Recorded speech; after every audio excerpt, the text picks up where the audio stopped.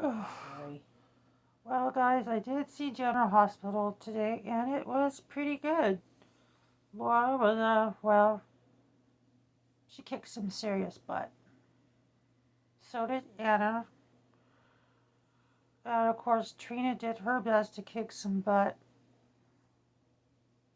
I mean, General Hospital women are not wallflowers. Not by, ow, any stretch of the imagination. Sorry. Neither are the General Hospital men. Like Curtis, Drew, Valentine, who thought he saw Elena. God, no. Constance, whatever her last name is, she's gorgeous for a woman who plays a villain. She's like the General Hospital's version of Cruella de Vil. But I don't know if she would drive a Coupe de Vil. How's that feel? Hmm? Better or worse? A little better, so long as it's not too tight. Yeah, how's it feel? Too tight? No, it feels alright. Okay, Just good. I accidentally fell down spraining my ankle. Which, let me tell you something, guys. It doesn't feel very good. Especially when you get up from going to the, well, ladies' room.